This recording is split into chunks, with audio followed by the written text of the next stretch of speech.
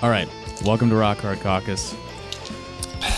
First things first, we won. We won. Fuck them. Yeah, we definitely won, for sure. Absolutely won. Okay, we so never want to hear the word caucus again. last night was the big night. The night in the name of the show. we've been building up to for our entire lives, basically. The 2020 Iowa caucuses happened last night. I am here right now recording with Chuck. Hello. Welcome back. Glad Welcome to have back. you on the show It's again. good to be here. Yeah, I missed a big weekend with you guys. It sucks, but I'm glad you guys had fun, which I'm sure we'll get into later. Yeah, we'll talk about that in a bit. I'm also here with Evan, of course. Yes, hello. We've got a good friend of the show, Stella, has returned. Hey, what's up? Hello, Stella. And making his first on-air appearance, he's been referenced several times. He's a phantom of the show. We've got our friend Alan High. Hello. I'm sorry in advance. He's also our Discord administrator, so he technically can be considered our tech support. We've got our IT Hello. guy, Alan I'm High. here to fix your computer. All right, so to start things off, we want to kind of recap what went down last night. There's been a lot of developments since then, but we just need to get the play-by-play out there for everybody. And I think we wanted to start with our guest, Stella. So, Stella, give us the rundown of your caucus experience. I'm going to try to remember everything because it was really just a bonkers experience from start to finish. We got there pretty early and went to our Bernie corner. Our caucus site was Iowa City Precinct 23, which was in the Clarion Hotel, which they're currently renovating, and so the whole night had a really post-apocalyptic vibe. Oh God! There was no ceiling tiles or anything, and it ended up being very appropriate for everything that went down. I think the caucus actually was the apocalypse itself, and everything now is post-apocalypse. Yeah, I think a lot of things are over now because of this. I shaved my head today. I'm ready for Mad Max Fury Road. Oh, shit. Oh, I love that movie. Damn. Perfect. I want to be the guitar dude that swings around on the. What was he? He was like a. He was playing guitar on the front of a giant vehicle with huge speakers on top of it. That was and his awesome. guitar shot flames out of it. Yes. Good cinema. Thanks for the play-by-play there. Listen, Mad Max Fury Road is an excellent film, and I hope you all should see it.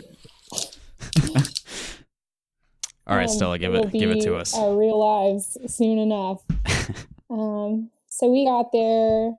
It started filling up. We were in the ballroom, which is a huge space, and it was packed. 801 people. Jesus Christ. Yeah, it was nuts. I've talked to people today, and I haven't heard of any precincts that were quite as large. So I'm sorry, real quick. Huge. Where were you that there was 800 people there? Is it near the university? So it's actually kind of the northern and eastern part of Iowa City. So we're more north than the north side kind of downtown area. Yeah, okay.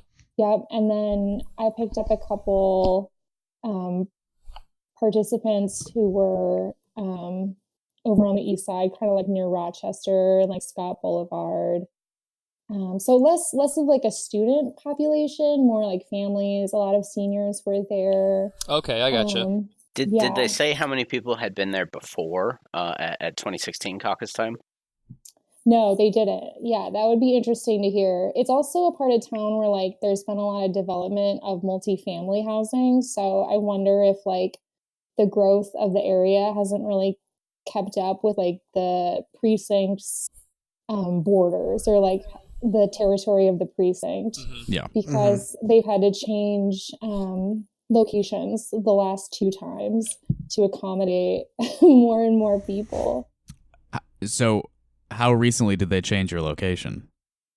It was, like we knew we were supposed to go to the Claire one, but this was the first time our precinct. Yeah, I've heard some other precincts like they changed the location just like in the last few days before the caucus. Yeah, there was one in Sioux City that was changed the day of.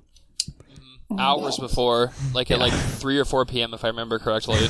That's terrible. I'm sure there were people who didn't realize and went to the wrong place, and that's so frustrating. Yeah. So it's.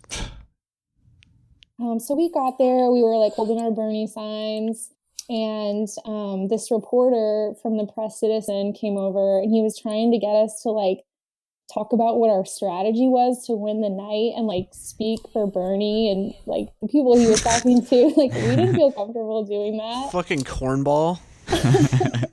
And so I had just gotten really like I'd just been getting like really amped up the last like week, getting stoked for the election, like or the caucus, and like trying to sneak in extra door knocking shifts and stuff.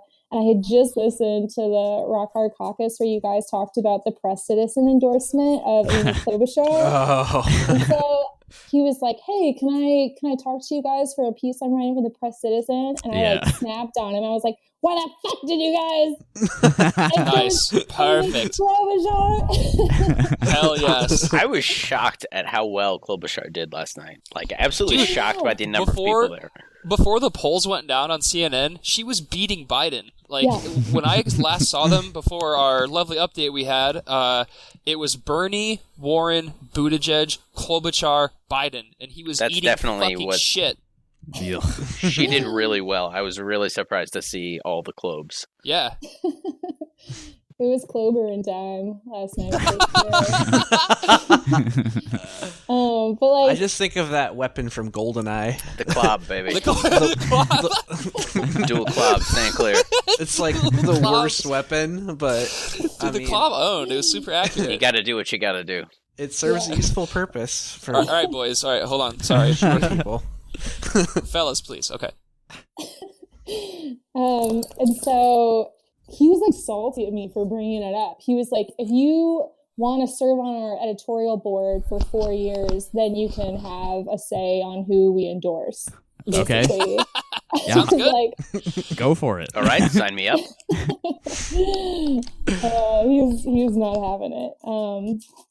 So anyway, then like 800 people are there. They shut the doors. We're all trapped in there, and they pass out the voter preference cards, which I learned today they can't actually call ballots because, like, New Hampshire calls theirs ballots. And Yeah. that would Jesus mean, fuck. like, Then we have a primary. Yep. yeah, it's the semantics of it. And so, like, our precinct president or organizer or whatever, she says like 45 times, "Do not fill out anything." Oh, yeah. The first two lines. Don't do it. Don't do it. Don't do it. And so we all get our cards, and then she goes, "Okay, we have 800 people here. If you have already filled out your ballot or your presidential preference card or whatever, not ballot. if you did it incorrectly, come and get a new one." And I swear to God, 200 people got up. Are you kidding me? We had Stella. We had sorry. We had like a third of the room do the same thing. Oh my God. Bunch of dum-dums. Did they redistribute ballots? Yes, they gave you new ones. Yep. I think we may have had that happen at the end, where like we did the first one right, and then everyone was very confused at the interlude between the switch over between the first and the second, and then that's where it was it didn't go well. Yeah, there was so much confusion. And how long do you think that helped the process? Like everyone having to get new cards because they're stupid. Well, I mean, to think about, like, we all had to go through a line, all 800 of us, to get our card in the first place. Then we all have to fill it out, and then probably a quarter of the room goes back up to get a new card and fill out their new card. We were like, it was at least, the whole thing started around 7. It was probably 8:15, 8:20 at this time. We'd all been there. We had been there for a couple hours. But our like 17-year-old Bernie organizer like kept coming to like hype us up. We were like, "Yeah, we're all tied. We're gonna get these delegates." Awesome. Only 17, huh? How many people did Bernie have? Like that's a lot for a 17-year-old. Yeah, it was a pretty there were two like Bernie volunteers there kind of wrangling us, and they did the best job out of, I thought, all the other groups there. The Buttigieg people were like, I'll get to that. So we did. Sorry, you can probably hear my dog. Oh, we definitely squeaky time. It's very squeaky. That's his platypus. Oh, nice. Good dog. I kind of envy my dogs because they have like no concept of that the world is burning around us. just squeaking away. Yeah. Oh man. So we did like the first alignment, and only Warren and Bernie were viable. And so then we did like the speeches. Another thing was like people kept coming up to her, the precinct organizer, and like asking really hostile questions about the process. Like, why did you do it this way instead of giving us our preference cards when we registered and da da da da da. And she was like answering all the questions in real time, very like defensively. It was all the old people, wasn't it? Yeah, and then like she was like, well, next year next caucus cycle we'll have stickers and it'll all go way more smoothly.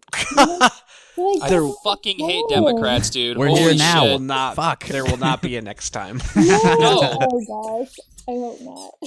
You see, next year it will just be slightly more incompetent in a different way. Oh gosh. Yeah, this time with stickers. And Hillary will be back too. Oh boy. So we did the alignment. The Buttigieg people, like, they were really close to having a delegate. And so they quickly got like 6 people together so that they would qualify for a delegate from the other non-viable candidates. People start yelling and they're like... They did this before the first count? After. Okay. After the first count. Got it. So Warren and Sanders were viable. Buttigieg, his organizers, who were super intense, I thought they were the most loathsome. Like, even the Biden people, like, the Biden people had donut holes, and they just seemed like, kind of like they'd already given up. And like, good. When the Biden supporter went to, like, give his speech, he basically said, yeah, I'm here to support Biden, but honestly, I'll vote for whoever the Democrat is. Like, oh, that's the perfect attitude for those people. He could not have framed the campaign any better. So then people start yelling like, well, if you weren't viable the first round, then you're not viable the second round, which turns out not to be correct. But like, there was so much confusion. The leadership wasn't like giving us clear instructions. She kept like yelling at us. Like, I don't know if she's a teacher in real life, but she was like, quiet. Oh yeah. Quiet. Like, order, there must be order. Like, and then at one point she starts yelling that no one can leave, like, and that she wants people to start guarding the doors to prevent invalidation of the caucus. Go off, Queen. It was wild. She was drunk with power.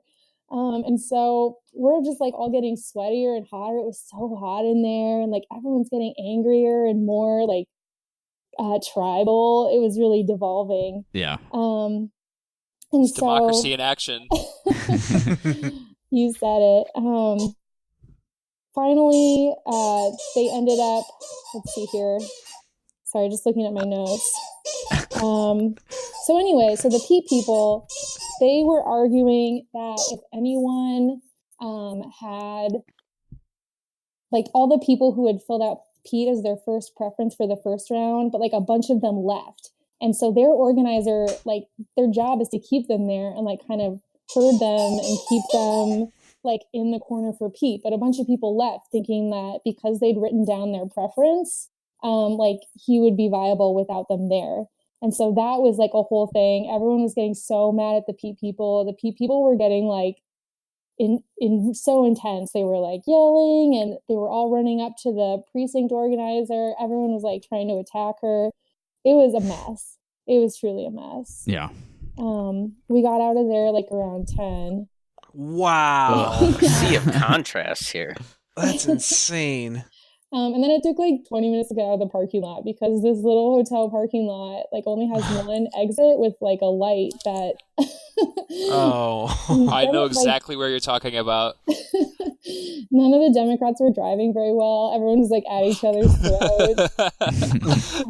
And so we gave rides to and from the caucus to these these senior ladies, one who was like 90 and then the other one who was a little shy of that. And she was making me laugh so hard on the way home. She was like, I don't get why people are so into Pete. Like, I'm about as excited to vote for him as I would be to like have a night where I stay home and eat a marshmallow. Whoa. Rinsed. Fucking rinsed. That's an interesting comparison. Yeah, it's a good one. How big of a marshmallow? I mean, it's like where you have that dream where you eat the world's largest marshmallow and then you wake up and your pillow's missing. Classic. Gotta say, not really a fan of marshmallows. Me either. They're gross. What the fuck? I mean, kinda. You mean plain? Yeah, exactly. As a meal, yes. Yeah, like boring. Shut the fuck up, Justin. We're not talking about that anymore. It's a forbidden topic. I mean, in my view, a meal is defined by volume. Yes. Well, if you microwave it, they get really big. That's true. Also, boy, let's not. You're let's filled not. up, you know. So at the end of the night, we had, I think, 5 delegates for Warren. She had a big group of support there. 4 for Bernie, and then 3 for Buttigieg. I think he got most of the like Klobuchar people. He got 3 after being non-viable immediately. The first round, yeah. So what the all fuck? those people. Like, there were Steyer people there. There was one Bloomberg supporter. The one Bloomberg supporter in Iowa City, by the way. Yeah, like, you're not even allowed. Like, get the fuck out. And then, did you guys have any undecideds? Yes, we had quite a few, actually. One. We had some. I had 5 of mine. That doesn't make any sense. I figured we would have 0, and I think we had 4 or 5. And they were like sitting in the middle, and all the organizers kept saying like, "Go talk to them." Try to convince them. I was like, I'm not gonna do that, man.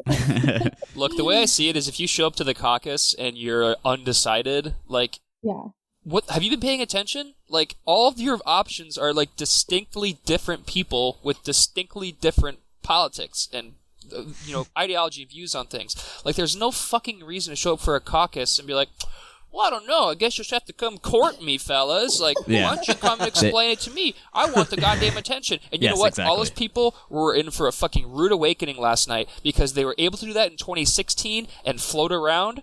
Yeah. Not this year. Like, the people at my precinct, there was 9 of them. I had 9 undecided people. One of them was an old guy sitting next to me. And we were talking before we started, and he said that his main topic was climate. Right, the climate, you know.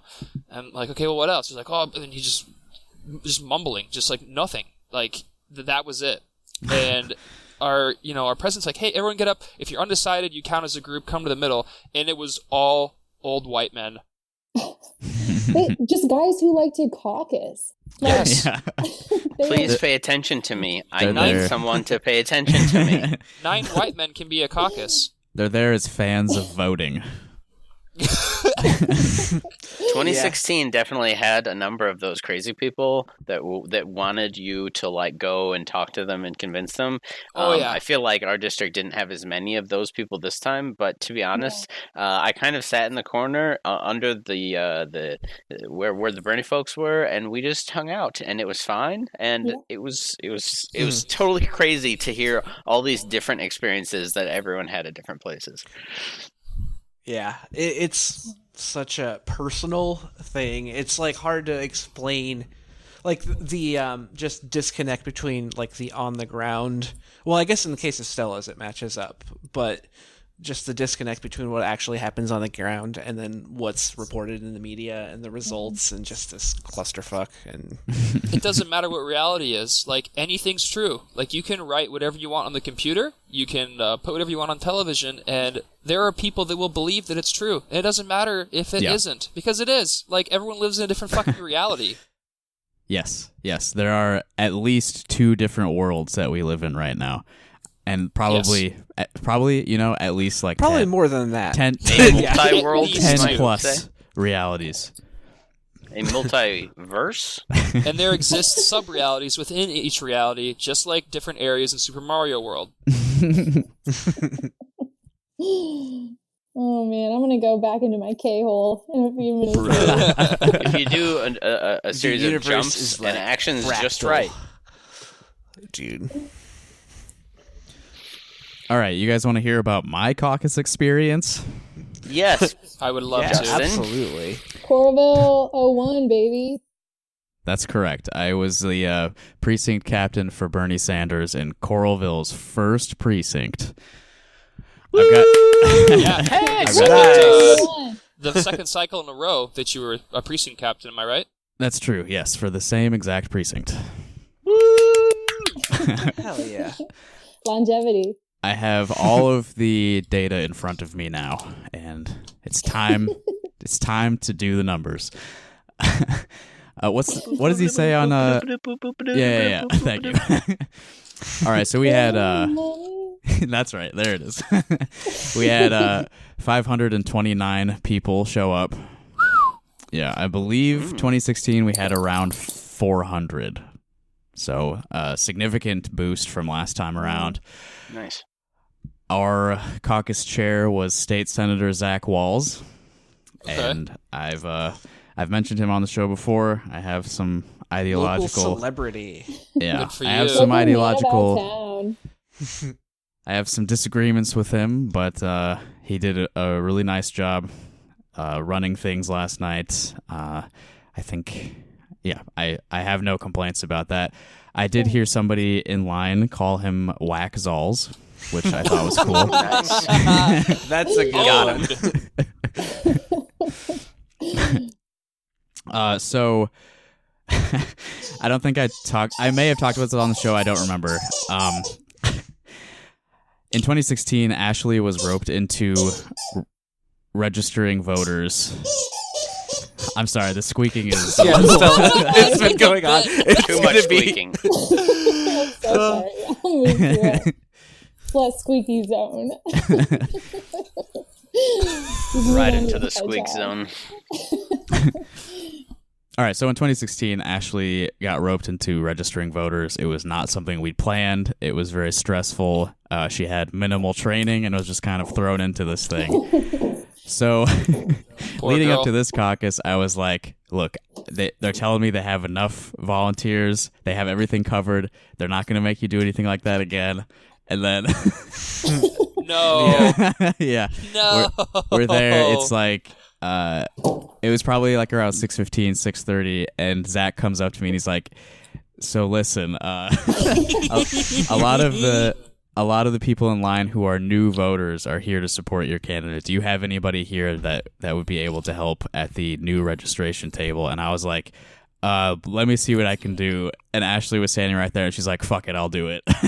Nice. Jump on that grenade. Yeah, she stepped up again, even though I promised she wouldn't have to. So Ashley registered. True hero. That was like in your wedding vows. We are all heroes. That's why we keep her around. She registered, I'm sure, in excess of 100 people last night. Oh my gosh. Awesome. Jesus Nice. Christ. That's amazing. Congratulations. Yeah. So we were at the Coralville Center for the Performing Arts, which was a new venue from last time. Last time we were at City Hall. It wasn't big enough. The Center for Performing Arts really wasn't big enough either.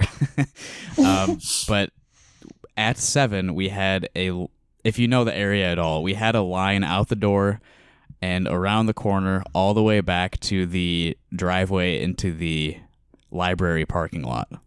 So a pretty long line. People were having to stand out in the cold and wait. So I was out there for a little bit, like handing out stickers and trying to keep people excited. Like, I'm sorry about the cold. I'm sorry about the line. Thank you for being here.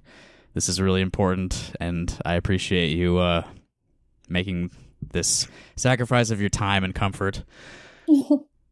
People were mostly like really cool. So we're all inside. We fortunately didn't have as many spoiled preference cards. As far as I know, we just had one the whole night, and it was somebody from my group. And the reason it was spoiled is because he wrote Bernie Sanders on the signature line. Oh, Nice. Oh, common mistake, I guess. He actually was not Bernie, so it wouldn't have counted. So first count. Well, we gave the speeches before the first count, so let me just recap that a little bit.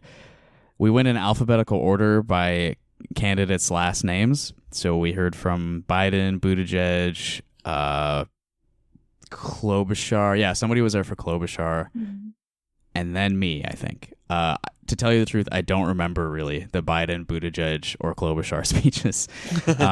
Just totally unimportant, you know? Like, what's the pitch they're going to make, honestly, at this point? One fun fact, though, the Biden precinct captain arrived, and she told us that she had been recruited just days ago. So yeah, the Biden campaign was just, last minute, just like, hey, you're a precinct captain now.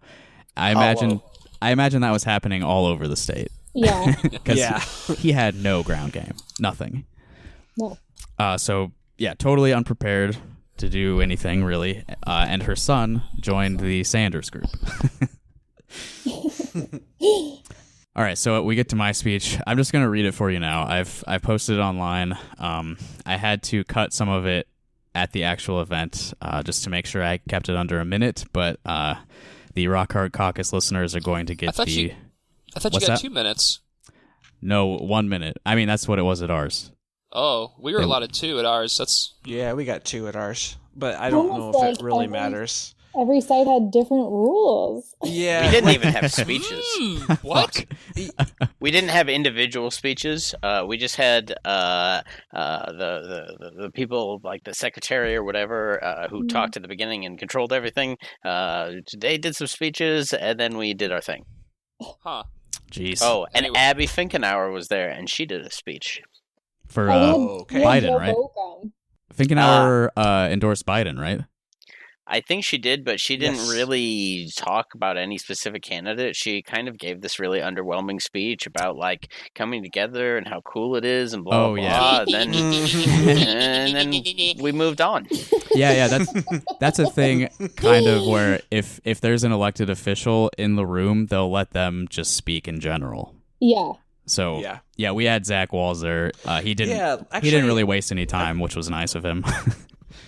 In 2016, there was a politician there who represented Puerto Rico, and he had like a whole speech about making Puerto Rico a state, which was pretty cool. Nice. And interesting. That is cool. Yeah. Yeah. Anyway. Stella, go ahead. Oh, a couple things. So I wanted to ask, did the Democratic Party ask for money at your sites? Yeah. Yes, they did. Yes. Not at mine. That's so weird. Yeah. The last 2 They might times have. I'm sure there are people, if they wanted to, could give money, put it in the envelope. Yeah, they passed around like baskets.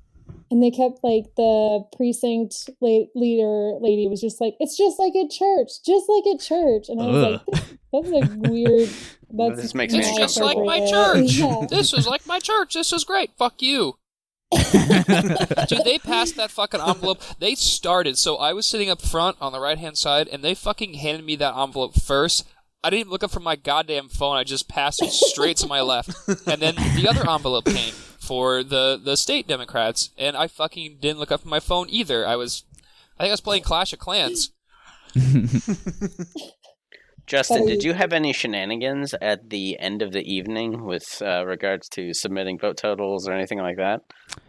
No, not really. Let me finish this speech section, and then I'll give you more numbers. So here's my speech. You get the director's cut because I again, I had to cut some of it for time considerations at the event. My name is Justin Comer, and I'm a volunteer for the Bernie Sanders campaign.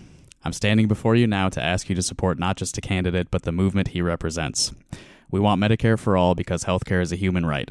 We want an end to deportations, detention centers, and ICE because immigrants deserve justice. We want a Green New Deal because climate change is an existential threat that has already caused mass destruction and death. The time for bold action was yesterday. We want workplace democracy because people who have to work for a living, the vast majority of us, deserve a say in what happens at our workplace. We want housing for all because everyone deserves a place to sleep at night. We have more vacant housing in this country than people without homes. We want to expand Social Security benefits because everyone deserves to live a life of dignity when they are no longer able to work. We want all of these things and more, but we won't get them simply by electing a president. The wealthy and powerful in this country are entirely invested in preserving the status quo and will fight change every step of the way. It will take a movement of millions of us willing to fight back for a better future. And we have that. This campaign has more volunteers, donations, enthusiasm, and dedication than any other campaign in this election, including Donald Trump's. This is the campaign that will defeat Donald Trump in November, and this is the movement that will begin building a society that works for all of us. Not me. Us. Woo! Yay! Good job. And that last part where I said not me, us, I said not me into the mic, and then I pointed the mic at my section of the room, and they all yelled us. Oh, yes. Yes! Yes! It ruled. It was so good. Yeah. And we actually, I don't know if everybody had a sound system in the room, but I was basically the only one who knew how to use a mic also. That doesn't surprise me. We had similar issues at ours where no one would like put it up to their face and like enunciate. It was a mess. Our precinct chair had like a little tiny JBL speaker, and then he was like trying to like talk into his phone into it, and there was like a huge delay, obviously, and like it just was impossible to understand anything. Lack of appropriate sound devices was definitely an issue. It seems like everywhere. Ours, you couldn't hear anything that the lady was saying. Like everyone had to shh each other so that way you could hear what they were saying. I just totally filled that room with my voice, and I was full of intensity because I meant every word I said. This is life or death to me. This isn't a game. That's the a way sexual to be. intensity. All right, so after I gave my speech, it was time for the Warren speech. I was still on stage. Everyone in that room could see me. People in the Sanders group were crying because we were all, we had this moment together. And the Warren guy, who fucking nerd, first of all. Yes. Goes without saying. It's like big like summer camp energy is what those fucking people had. Yeah, absolutely. He comes up to the mic, and his whole speech is just about how, Warren's the candidate who has big ideas, but also is the only one who's like smart enough to actually make these plans a reality. She's realistic. It's just the fucking Hillary thing, a progressive who gets things done. It's the same fucking thing. And it to follow right after me, and the speech is just a plea to the rest of the room to saying like, please help us stop them. Perfect. That thing, but the opposite.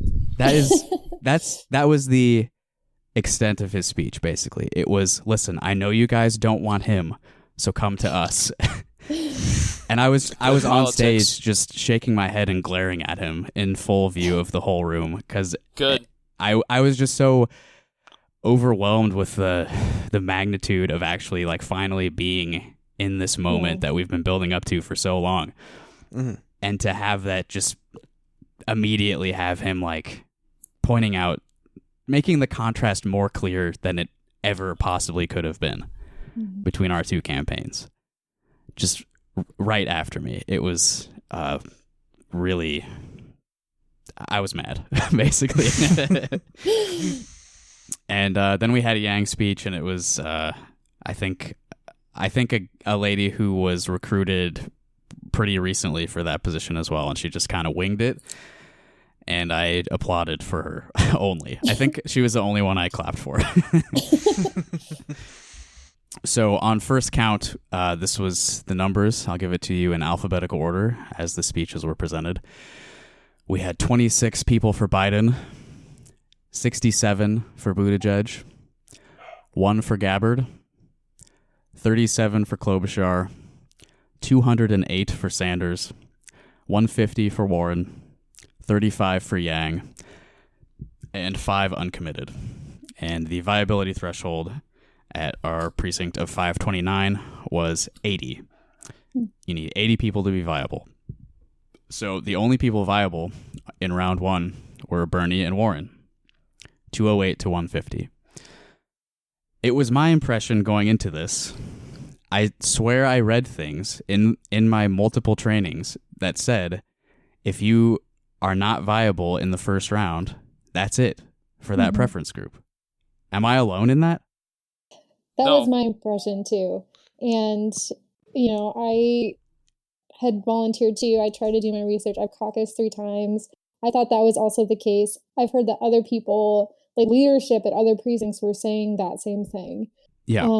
But apparently that is not the case. So, like, if you are not viable the first round, if you can convince other folks there to come to your candidate and reach that viability threshold, then you can get a delegate.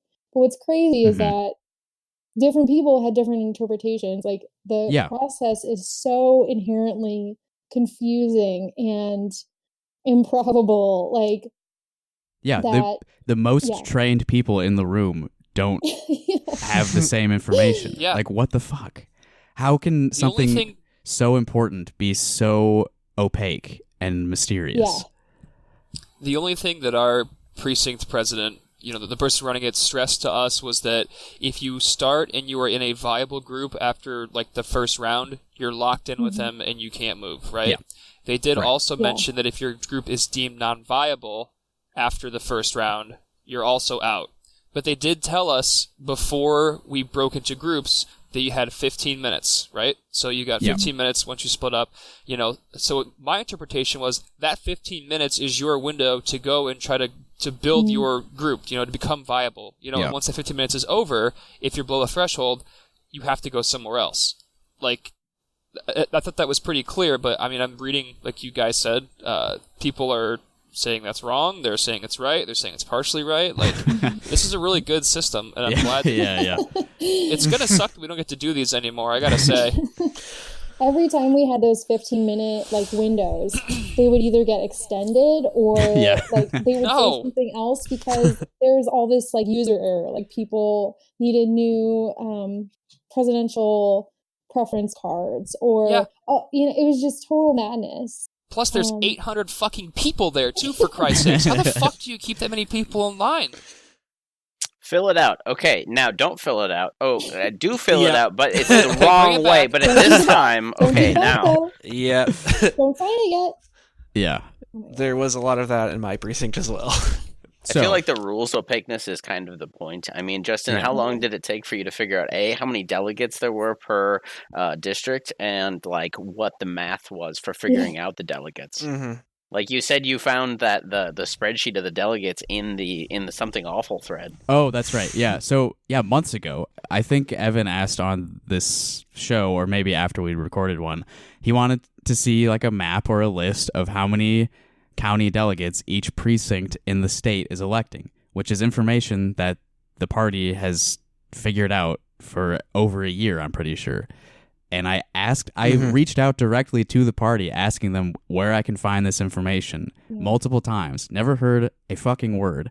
And I think it was it the day of that I found that link? I believe it was the day of. I think it was before. Yesterday. Yeah. I was just looking at a Something Awful thread about the primary, and it just happened. There just happened to be a link in there that had a list of every precinct in the state. I asked for this. Why isn't this information just easy to find? I have to stumble upon it reading a dead internet forum, a dead, dying internet forum. Transparency isn't in their interest. Yeah, no. Let alone the math to figure out how those get delegated. all that stuff is just insane. Yeah. And as obscure as possible. Yeah, that's another point. Like, I saw that Caucus worksheet that some Pete guy posted that had the pin on it still, and he tweeted it, that a lot of people were retweeting and getting mad about. Zach Walls did that too. Who did that? Zach Walls did it too. He tweeted the photo of our worksheet? He was live tweeting the I saw that math sheet, which included the pin. So anyone could have called in and tampered with the numbers. Oh, well, what kind of dummy would post a picture with the pin in it? I was going to say, yeah, I don't feel so bad about doing that myself if Zach also did it. Yeah, and then all the Twitter replies were like people who were like, "Oh my gosh, this doesn't round right," like not realizing that they like round up to the nearest whole number in a lot of instances, and like just adding to the confusion and chaos. But anyway, when I saw that, the turnout in that precinct was like 70 people, and they were electing 8 county delegates. And Jesus, I had 529 people in my precinct, and we were electing 9 county delegates. So and then there was like 0 Sanders voters in that, wasn't there? I don't remember how it shook out, but it was like a Pete. It looked very suspicious to me. Yeah. But I don't know. Stupid, broken. So I was confused about, viability in the first round being like it. So first round, Sanders and Warren were the only viable groups. We were about 60 ahead of Warren. And again, the other groups were Biden at 26, Pete at 67, Tulsi with 1, Klobuchar at 37, Yang at 35, and uncommitted 5. So in my mind, the only ones who are like likely to come to us are Yang's 35 and Tulsi's 1. And I don't see at that moment, I'm not seeing any Biden, Buttigieg, or Klobuchar people coming to our group. So I'm like shaking. Like all these people who now are not viable are all gonna move to Warren, and I'm gonna get fucking washed out here. But then I'm like on stage, just like looking at the floor, just like waiting to see what happens. And I hear these other people talking about how the Pete people are trying to attract people over. And I'm like, wait, what? They can still do that? So like it suddenly clicks. Like, so Pete is only 13 away from viability. And I'm like, oh my God, if he draws in all those like dead end moderate voters, like we will stay at the top. So like they're a lost cause to me. Like, there's no way I'm getting them over here. So if I keep them away from Warren, like, Bernie stays on the top in this precinct. So I'm, like, whispering to the other Bernie volunteers, I'm like, listen, we really want Pete to end up viable here because he will pull away from Warren.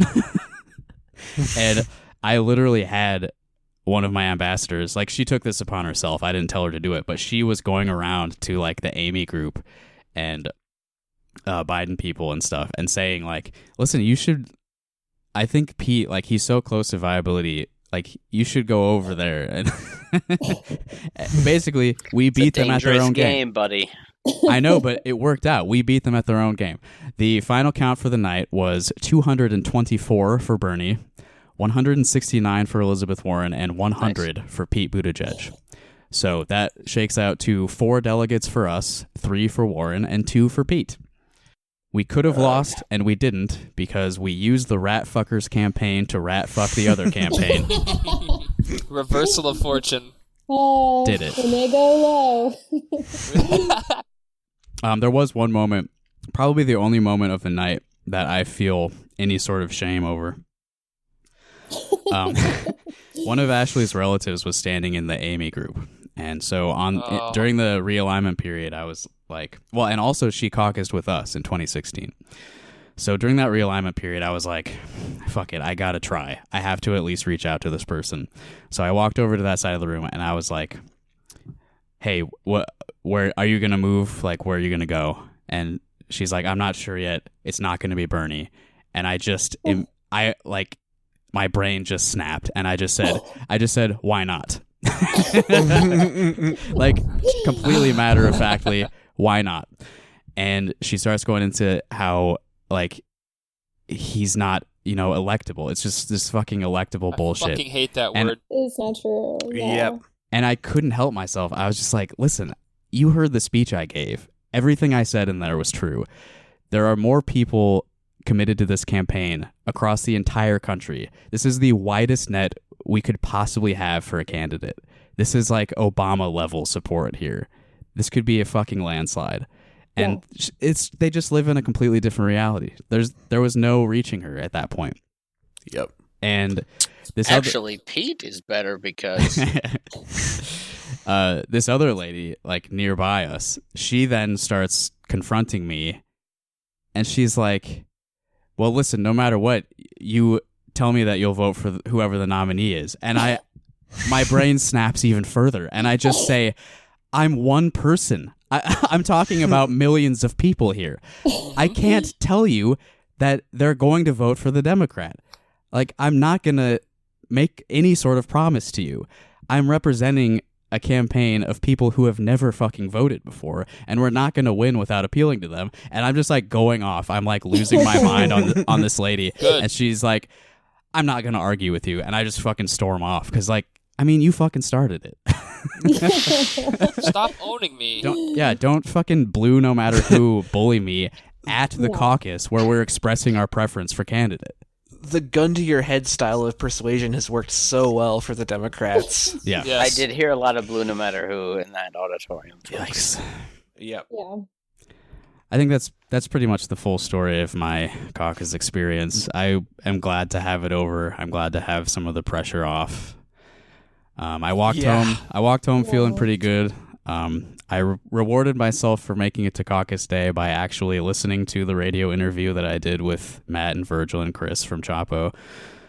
I think that was a good reward for myself. Congratulations, you're famous. Yeah, Racking thanks for up that. thousands of hits.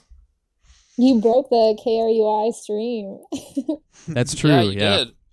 Yeah, I was telling everybody I know about this interview coming up because it's like, basically the biggest moment of my life in terms of like ability to reach people and like be heard by people.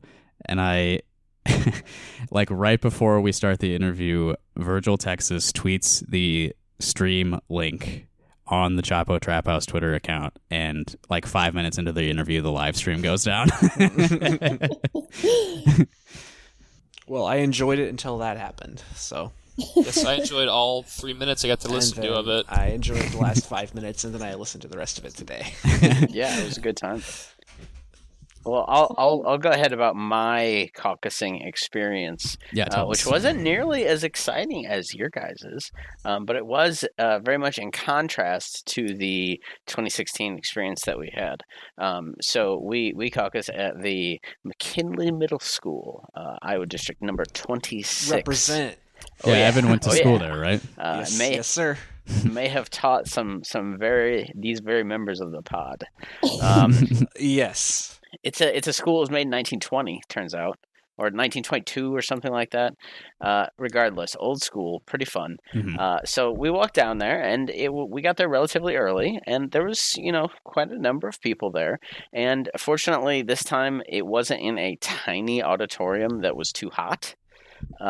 It was just in in a regular basketball gym. And so everyone milled around, and it was pretty quiet. And then it got started, and there was about 511 people there, which was in contrast to about 300 some in 2016, which was both record turnouts. Yeah. So there was a shitload of people there, I would say. Yeah. But I was actually the most surprised by the Warren people were very strong, the Pete people were very strong, and the Klobuchar people were very strong, which shocked me. Biden was not even viable in our district. Same. Yeah. Yep. And I just couldn't believe that the Klob managed to do it. When we first started, it was 77 for viability, and I think the Klobuchar folks were just under that. But I think they got the Biden people turnovers at the first gate, because he wasn't viable immediately, and then he lost people, and Klobuchar became viable on that second term. It was very interesting though, because I don't feel like there was a lot of arguing at ours. Really, it was just the Yang people in the math hats yelling at people. Awesome. Yeah, they were fine, but like they really wanted Yang to win, and he wasn't. They had like 30 people at the starts, and then most of them dispersed, and I think they had 5 people at the end of the last count. So I don't think the Bernie folks picked up that many, but I would say we were definitely by far the most organized out of all of those folks. But honestly, our impression was it kind of went well. The changeover was awkward. And then, like, we went home, and we were like, cool, that went better than 2016. And then we log on, and like, what the fuck? What the fuck happened? Yeah. So it was very jarring of an experience to think that the experience we had in 2016, pretty decent. 2020, it went well, but terrible. And so we brought you on the show today as our expert on computer. So would you care to, at this time... He actually is a computer. The app identifies as a computer. Yeah, would you be able to catch us up to speed on what happened with the reporting tools that the Iowa Democratic Party was using last night? I don't know what the fuck happened. That's the confusing part about it. It's a computer. They're made to add numbers together. And that's why I'm just like so confused that like the premise of the computer was so that way a computer in one part of the country could communicate with another part of the country and they would be able to add numbers together. Right. And it's 2020 and we can't add numbers together on the computer. Yeah, the premise of even using a custom-built app is insane to me. Dozens of computer programs that are capable of counting numbers, and you could use a phone, simple math. You could use an email. You could use a Google document spreadsheet. There are many different ways of doing this, and it's let me check the date. It's Tuesday. And they still haven't fucking released all of the results. And it's an app. Yeah, it's currently 6:20 p.m., so nearly 24 hours after the caucuses began, and we don't have the results. Yeah. They released 60% of the results. Like, bullshit. It's a fucking app. How hard is it to do this? Like, it's a database. You add the numbers together. I saw a picture of the error message, and it's like it's just an SQL error message, and it's like, how was? Oh, that was just fake. an SQL. How was this not tested? Apparently, it was only tested with like 200 people or something. It just blows my mind. Right. And it was actually in a testbed environment. Like it was an app that like hadn't been approved to run on. Like it wasn't approved by Apple or Google. And it's just I feel like it's really one of those Lucy in the football situations where Charlie Brown, where Keith like, okay, the system's gonna work this time. We're gonna do it. We're going to kick its ass. And it's like, whoop! Never mind. So from what I understand, they actually were doing like a dry run and like testing this app at like mock caucuses on Saturday. And even then they were like, this thing doesn't fucking work. Yeah, and they didn't train all of the precinct chairs on it. Like, not all of them were trained. Some people didn't even download it until the day of the caucus. Yeah. Mm-hmm. We need an app for everything. We need an app for that. Everything. There's an app that for works. that. We got a democracy app. I know why. Try one of those apps out. The real explanation is it's just a bunch of party lackeys who were on like Hillary's IT team and were probably rewarded more for their like loyalty to the cause than for any like competency or technical ability. It's called AI, and it's the current buzzword of the week in the tech world. You gotta have your AI, and you gotta have your security, your cyber security. And if you're a bank, just think of all those buzzwords that you can sell people on. Listen, folks, we got AI and we got cyber. Okay. Yeah. Maybe this Mad Max thing isn't such a bad idea after all. Yeah. And it absolutely does not surprise me that Pete's campaign contributed towards Yes. this developer. Oh yeah, They're literally called Shadow. right. I don't think it They're even called matters. fucking We haven't even got Shadow. into that. It doesn't even matter that like that even if it's not true, that it's not this grand conspiracy, the fact that they thought that this was a good idea and the optics of it are such that like it doesn't fucking matter. Bad optics. Right. Yeah. If they were trying to taint Bernie's victory, then it taints all of their victory. Like Pete Entirely. it doesn't help Pete either. In fact, it hurts him because he has the most. He smells the worst. Yeah, Yes. definitely. You know, I have gone full conspiracy mode on this. I don't give a fuck what the truth is. They fucked us. Pete is a rat. Shadow is the name of the company that made the app. It's all out in the open. The Democratic which Party is also part of a bigger organization called Acronym, which is also like literally just insanely insidious alphabet sounding. agency. Yeah. Yeah. There was the Iowa Democratic Party had a tweet yesterday at some point that had an email address called disinfo@iowademocrats.org. Disinfo. Are you fucking kidding me? You made that the name of the fucking email address. What are you talking Disinfo. about? No, it's you can email. Do you want disinfo or do you want dat info? Look, so my God. my take on this whole thing is, I would not be surprised if we are absolutely being rat fucked here by these people. It's happened before, so it can happen again. But the way that I see this, I think that we already kind of discussed this a little bit, and I think we all agree. This 62% that we're getting now, that's showing Pete Buttigieg in the lead for delegates, but not for the popular vote. When you go to any website, news website, anyone that's reporting in, the first tab they're going to show you is that he's leading in delegates, he's leading the Iowa caucus. This was released at 4 p.m. Eastern time, right? Mm-hmm. So this is perfect because this is about the time of the day where everyone's getting off of work. Like, a lot of the country is leaving their job to head home at 4 o'clock. And the first thing they're going to hear, Pete Buttigieg wins the Iowa caucus. And as far as I'm concerned, if you're outside of Iowa and you're like kind of half paying attention to politics, which, let's be fair, most people are, that's as far as it's going to go for them. Like, they're not going to fucking think beyond that. This is going to give him a huge swing in the news cycle for tonight, right? Because who the fuck knows when we're going to get the rest of this? Like, I was going through county by county and looking at some big counties, the percentage that are reported in with a 62%. For example, Polk County, you know where fucking Des Moines and the, Des Moines area is? It's only at 54% with Bernie leading. Blackhawk County, right? He's got big support in the Waterloo area. They've only got 31% voting in. Jefferson County, Sanders is crushing Warren and has a massive lead, 50%. Franklin County, 58% with Bernie crushing Pete. He's crushing Pete in Decatur County, 57%. Cedar County, he's right behind Pete with 50%.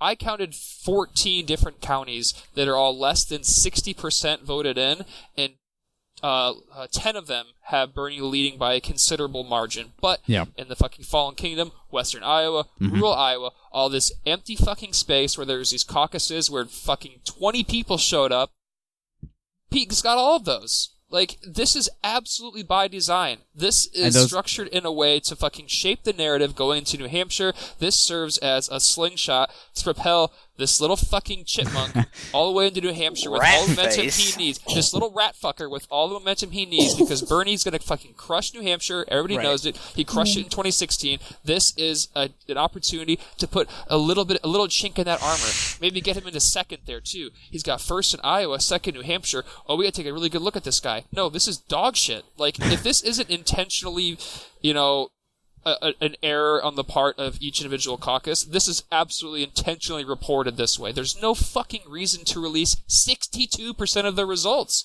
I don't understand it one bit. Like, this is all to give him a fucking boost. And they're like, oh, we're going to take it slow so we get the most accurate results, but then they're like, we're just going to release, we're going to have a press conference to release 62% of the information. Yeah, yes, why? Like, why, dude? Like, they don't call a fucking, a race after they've, done half the laps. Like, all right, well, it's over, we'll see what happens later with the rest of them. Like, we're going to declare fucking, whoever the winner.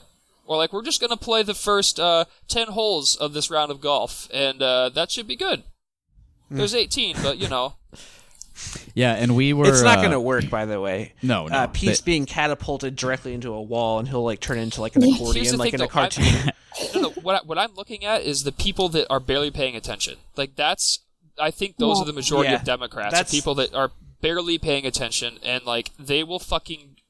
I'll tell you my caucus story here in a bit, because I have, I'm based this off of something, but these people, they're wet fucking noodles, right? They're barely attached to their candidate. There's no, like, there are some people, that are very clearly all for somebody, but for those people, there's fucking 3 of them that can change their mind at a moment's notice. Mm-hmm. Are you ready for a Pete comment zone? No. Pete supporter zone? What? This is in defense of the shenanigans last night from a Pete person that I know that worked in D.C. Oh, boy. Oh, fuck. You can't rig the Iowa system. Yes, the results are delayed because Bernie's campaign demanded 3 separate data sets in Iowa, relying on volunteers, tried to deliver this new data reporting method, which is extremely complex. Shut up! Because Shut the caucus fuck up! rules I hate are this very guy complex, already. and we are relying on old-school counting to avoid foreign interference. The media yeah. does not Oh, understand dude. caucus math, Fucking and that's Iowa on them. caucus. Jesus Christ, foreign Everyone interference. who attended a caucus knows their precinct vote total, and the votes were tabulated in front of everyone who attended. I'm going to give this person a fucking wedgie and put them in a locker. Well, Also, we have signed voter cards as backup. Please calm down and stop hating on a state that is doing their best and will deliver accurate results powered by volunteers giving up time at their actual jobs just a bit later than was convenient for the media. Oh, yeah. Every single fucking caucus up until now had the results out by now. I want to add to what you just said that, yes, the Bernie Sanders campaign requested more accountability from the Iowa caucus results because last time nobody fucking knows who won the popular vote. In 2016. I wonder what year it is this year. And also, you didn't have to do that through a fucking app that didn't work. Also, the Bernie Sanders campaign had a reporting app that mostly did work. Follow-up comment to theirs was, apparently the app development only cost $63,000. Got him. Jesus. Which makes it okay. And it was like a third Nevada, a third Iowa, and like a third Pete.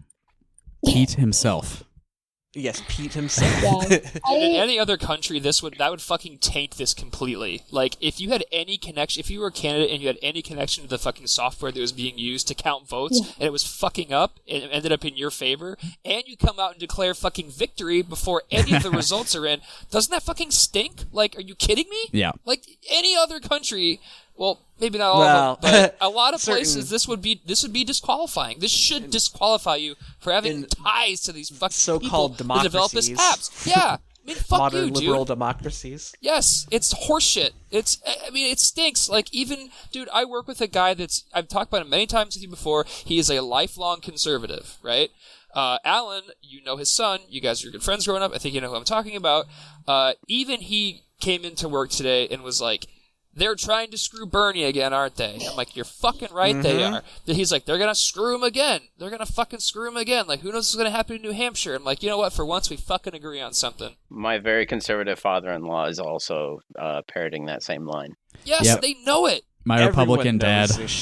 My Republican dad's been texting me about it. You got to have high It's backfired every single time they've tried to shut out Sanders. Like, it's not going to work if this is what Chuck, they're trying. I feel like you're appropriately turned to describe your caucus experience. Yeah.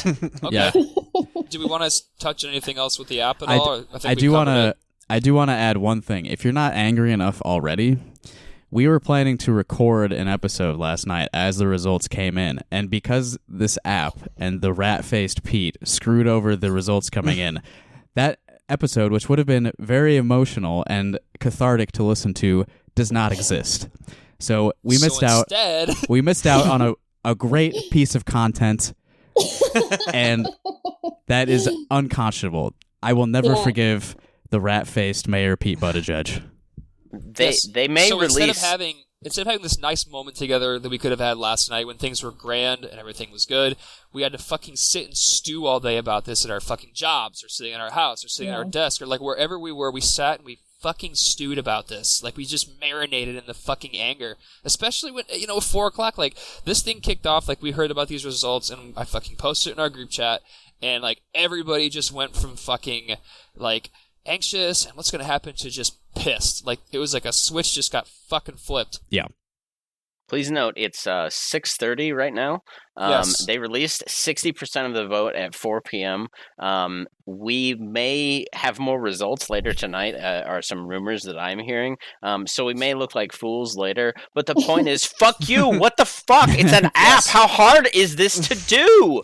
It's numbers. Yeah, Thank and you for your expert every time consultation. before this, we just called in numbers, and like Yes. they could have had all the results in by now. Like, there's no way they don't. Like, it doesn't. It's insane. Oh, it's just It's the P absolutely campaign. insane. Technology Yes, it is. will not save us. Apps are not going to save us, No. and we all need to stop thinking that an app is going to help. Yes, throw your phone in the river. Throw all the smart scooters into the river. Yeah. Just Unless it's Unabomber Twitter, in which time. case you need to be constantly refreshing and liking Yes. my posts. That's right. And make sure to give me your computers. We're going Unabomber mode, people. Yeah. Anyways, so I want to get into this while I'm still like nice and upset. So Yeah.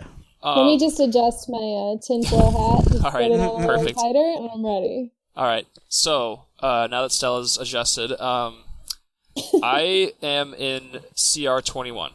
CR21 is the area that was underwater in 2008. The house that I Yeah. live in, the high water mark is in the closet on the second floor that the owner carved in before it was our house. And this is an area that has been through quite a bit of hardship. This is an area where a lot of people all live in a small area together. It's a lot of working people. There's really not any very wealthy people live around here. There's some retirees that they like their house and they live here, but it's mostly people like myself, just 30, 40 somethings, pretty regular job, but there's also a giant retirement home on the hill not far from here. And I was doing a little research before I left, and I discovered that they are in CR21 as well. So I had this picture in my head before I left my house, like, fuck, dude, like, these old people, they are not going to give a fuck about Bernie. He's polling at like 12% with them. They like Joe Biden.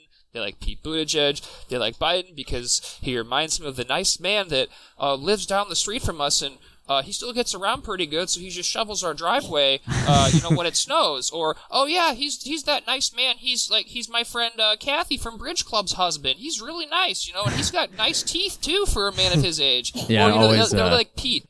He always gives presents to our granddaughters when he sees them. Yes, that too. Exactly. Yeah. So we don't mind when he smells their hair a little bit. He's just a little old. Blah, blah, blah. He comes from a different time. Or they're like, or I like that Mayor Pete kid a lot. He's young. He's got a lot of good ideas. He's got a nice smile, and he reminds me of my grandson. And he's gay too. Which the times are changing, I suppose. Like, that's what I was expecting when I showed up there. Was like a fucking room full of old poof balls. That's what they were gonna say, right? So I got there early. I left my house 5:30. My location was pretty close. I probably could have walked, but it's a little bit over a mile, so I was just said, no, I'll just drive. So I get there and I park, and when I was parking, I parked on the wrong side of the building, which is fine because I just saw a spot and I'll just grab it, And there were 5 cars in a row that all had Bernie stickers. Nice. Let's go. So I parked right next to him. I got out, I'm feeling good. I walk around the building. I go in the front door. I can't figure out where I'm supposed to go because every door in the building was unlocked. So I was like, what the fuck? So I just was kind of looking, and I happened to find a door that had like a wheelchair ramp that said something about the Caucus on it, and I opened it up, and there was someone standing there, and they're like, oh, you need to go check in. I'm like, well, can I just come in here, then go check in? They're like, no, you have to go around to the front door. I was like, okay. And he was wearing a Biden shirt, so I'm like, fucking perfect. They're already here.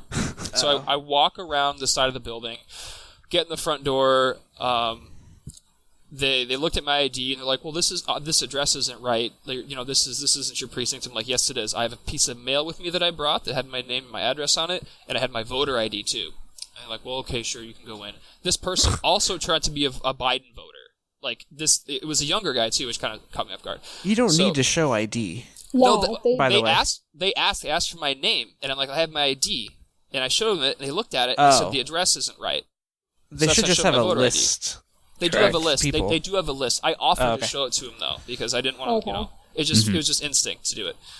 Yeah. So, I get inside, and the Biden people are there, the Warren people are there, and they have, like, the middle of the gym, like, facing between the double doors, and they have a bunch of balloons that they have taped to the sign, because apparently state law says you can only have one sign affixed to the walls, is what we were told, but they were smart about it and made a giant sign and put a bunch of decorations on it, so it looks really awesome, honestly.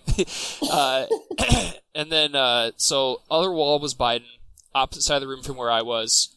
The door that I walked in, the Yang dude was right there when I walked in, right? He's chilling on this bench right there. He's got his sign up. He's got his tight t-shirt on, his math hat, his goatee. And I was like, hey, I had a backpack with me. I'm like, you know if it's okay if I bring this in here or not? And he's like, oh, I'm just, I don't know, man. I'm just here with Yang, I don't. I'm like, well, that's cool, I guess no one told me no, so I'll just bring it in. And I have like a bunch of water bottles in there and like a notebook to keep, a couple notes and shit. And extra phone charger, like a power bank, because I didn't know how long I was going to be there, right? Anyways, I get there, and the only people that are there is about 20 old people, all sitting on the opposite side of the gym from me in the Biden area. And they're talking to the Biden precinct captain. So my first thought was, and I was sending you guys this, I'm like, fuck, they're already here. And, like, I'm looking around, there's no Bernie people at all. Like, there's no sign up. I don't see anybody else wearing Bernie stuff, so I'm, like, starting to panic for a second. I'm like, wait a fucking second. Like, it wasn't until 6:20, or maybe closer to 6:25, that our precinct captain showed up with his wife, and I talked to him on the phone once. And are you kidding? That's ridiculous. I'm not kidding. And I don't want to say anything bad because I'm going to anyways, but it's not going to feel good because this guy volunteered for a job that I didn't have the guts to take, so sure. I can't, but he was a dope. Like, he was like a yokel, like a yokel dope. And he was like sticking a Bernie sign. He stuck up a Bernie sign by a table. I'm like, okay, perfect. So these are my people.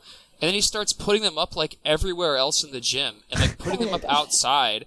And the precinct chair was like, sir, state law, which our precinct chair did a great job, by the way.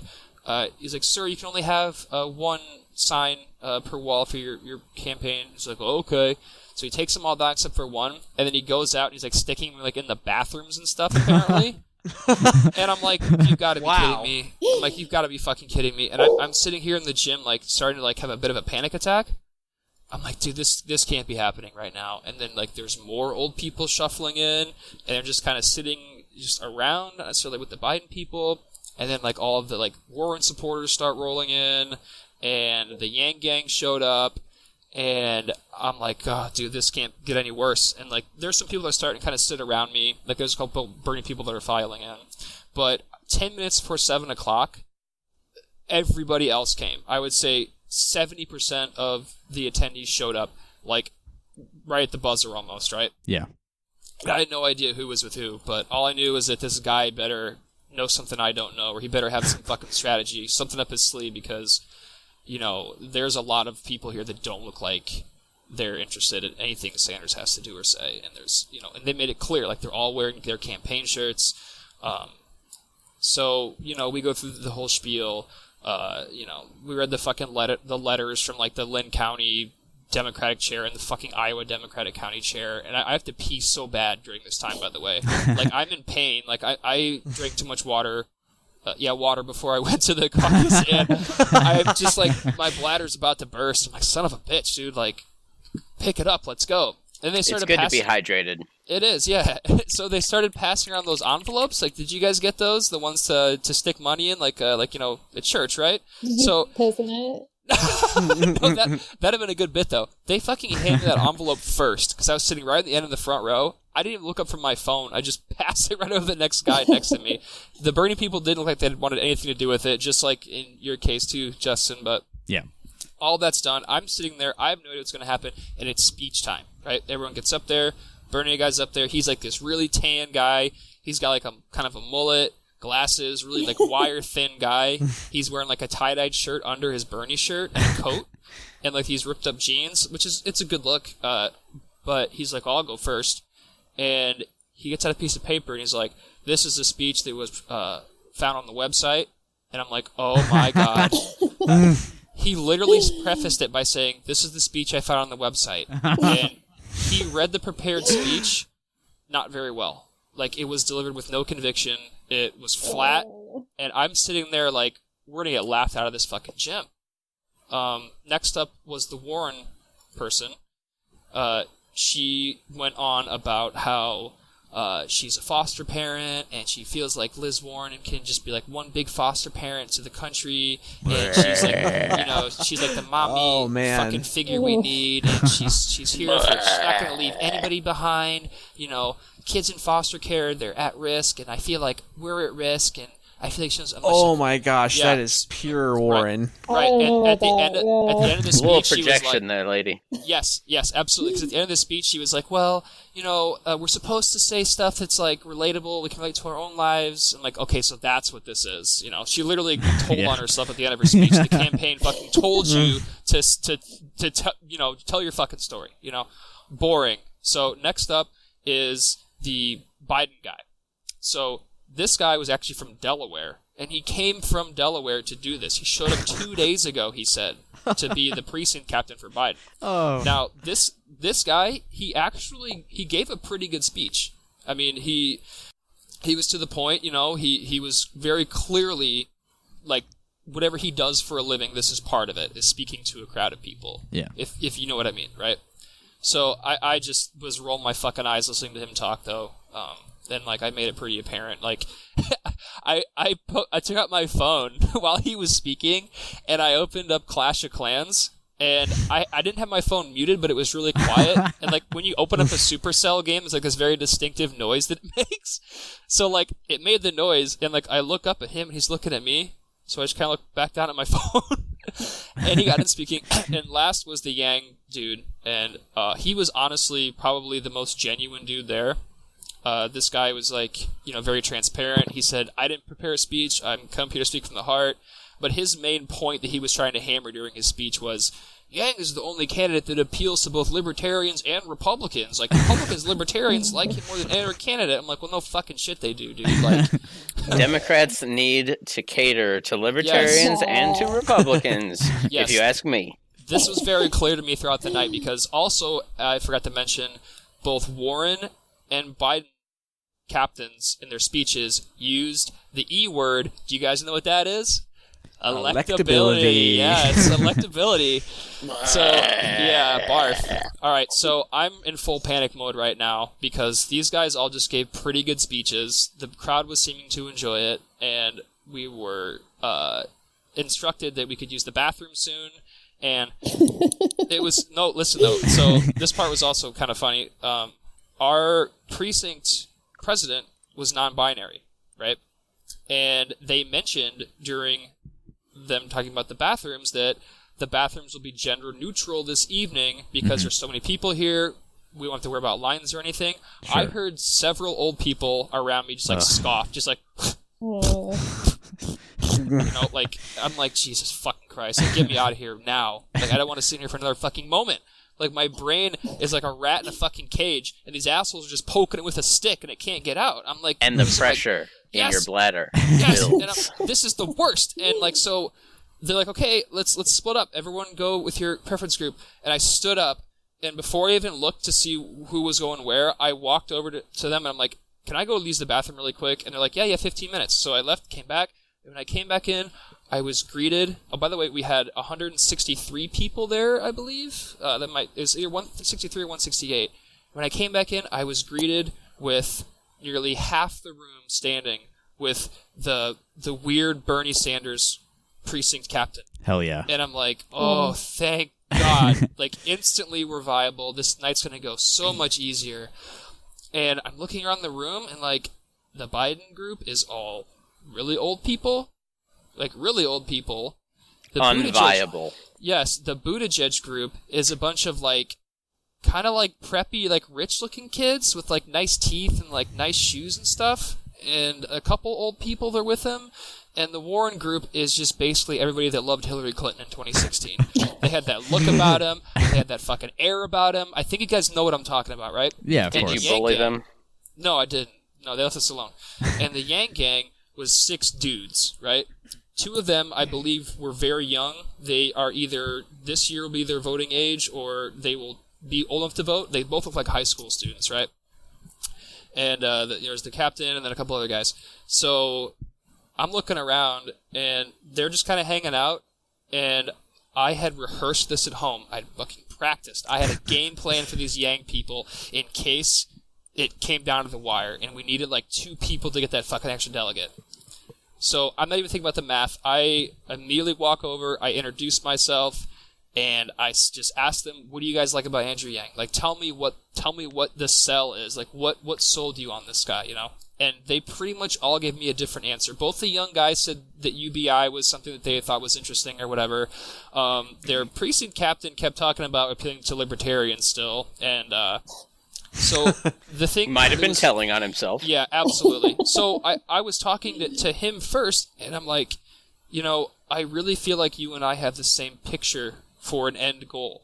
I think we have the same, you know, end zone in mind, but we have, you know, maybe a different playbook to get there. Like, you know what I mean? And he's like, yeah, dude, for sure. And, you know, we kind of just bullshit a little bit, and I'm like, so, I mean, it's looking like you guys aren't going to have enough, you know, you gotta have 15, you know, you've got 6, you know. And he's like, honestly, he's like, you guys are my second choice. I was just waiting for someone to come over and talk to me, otherwise we might have left. Yes. And I'm like, oh my gosh. Swish, right? So I got him, and the 2 young kids were just going to follow him wherever he went, obviously, right? But there was this other guy that was with him, right? And this is the one that I'm very proud of, is this guy, he is like your average, like very blue collar, listens to like a ton of talk radio, sitting on a bar stool at 4:30, just a good old Iowa guy, right? You know? And he was kind of like, you know, Yang or bust. He told me that he voted for Trump in 2016 and regretted it, and he found something he liked in Yang, and you know, he kind of gave me the whole spiel, and he's talking like, well, I don't know about this about Bernie, I don't know this about Bernie, and you know, I kind of responded the best I could, but I just try to let him do most of the talking. The best interview, or the best way you can talk to anybody, is let them do the fucking talking. Oh, you just open up the fucking door and let them tell on themselves, and then you go from there, right? So he expressed to me that one thing that was very important to him was the Second Amendment. And I'm like, I mean, you know, he's like, you know, I don't know what Bernie's plan is. I'm like, I'm pretty sure Bernie is pro-gun ownership. And honestly, man, I'm not a Democrat. Like, there's people in this group behind me that might be Democrats, but I think most of us, we're not Democrats. You know, we're like you. We're not fucking Democrats. We're not Republicans. We're part of a group that might not be represented here today, you know? But I'll tell you this. I consider myself a leftist. He nods. He's like, yeah, I can tell. I'm like, any leftist worth their salt is pro-gun ownership because we believe that the working class and lower class should be armed, and it should be an inalienable right for us to be armed. And he kind of thought for a second. He's like, yeah, you know, that kind of makes sense. I'm like, I'll tell you what, man. We got a couple minutes left. You guys are going to be non-viable here in a minute. Sounds like your boys are coming over. What do you say you come stand with us? And he's like, yeah, sure. So he came over, and there was still one guy that I couldn't convince that he didn't have a second choice. So, like, he just went to the middle of the room and, like, held up his Yang sign and then left, which I took a picture of. Also, there were 8 Amy Klobuchar people. Yeah, math, dude. There were 8 Amy Klobuchar people that got cut to 7 immediately because one of the people that was over there realized that they were non-viable in that exact moment. And she made a big scene out of it by stomping over to her seat to get her coat, stomping up to the counter, and slamming her ballot down on the table. I'm sorry, not ballot. Please bleep that out. On the table, and stomping out of the room right past us. And she fucking glared at me on the way out the door like, Jesus, lady, like, what's your problem? We actually picked up one of them. We picked up one Amy person. Yeah. 2 of the Amy people ended up going to Biden. 1 went to Pete, and 2 went to Warren, right? Oh, I almost forgot. I'm sorry, the Pete speech. I'll make this one quick. So, the lady her story was how they're basically like, we need to beat Trump is what their thing was. Her husband was Kenyan, and the day where he became a United States citizen was the day after Trump was elected, and she talked about how they cried all the way to Des Moines to take the test. Oh my god. Yeah. They talked about how they cried all the way, and there was one point, like, pretty early on, like, when we first split up, where her husband was, like, standing there. He's, like, an ambassador, and he's super tall, and he's super dark, and this room is just white people, right? So he sticks like a sore thumb, and he literally says, "Doesn't anybody want Pete?" And it was the funniest shit. I had a consent. Anyways, so I have the count here. So at first, Biden had 30, Klobuchar had 8, which then became 7. Yang had 6. Pete had 27. Warren with 32, and Bernie with 63. So yep. So second cut, Biden with 32, 2 from Amy. Pete 28, 1 from Amy. Warren 34, getting 2 from Amy. And we ended with 71, which is one of the Klobuchar people and all the Yang gang except for one guy. So we ended up, pretty good, clean sweep. Warren barely squeaked out that second delegate. Bernie with 3, Warren 2, Pete 1, Biden 1. The Biden people were in fucking shock. They all started filling out their fucking preference cards, like, right away. And, they stopped them, like, please stop, don't fill out your cards yet. One of them even asked a question about what they were supposed to write on a certain part of the card while they were writing it, moments after the precinct president said, "Don't write on the cards." And their answer was, like I said, don't write on the cards. That's a real boomer move. Yeah, absolutely. Just completely ignore the responses to the questions you ask. Oh, totally, yeah. We had people that were upset that they couldn't float around when they were told to be part of a group called, like, the undecided group, basically. They asked if there's any questions, and there's some old man, like, he's like, "I got one." And they're like, "Okay, what's the question?" And he's like, "I don't like this rule." Like, what the fuck are they gonna do about that? Like, in that moment, like, the rules don't fucking change.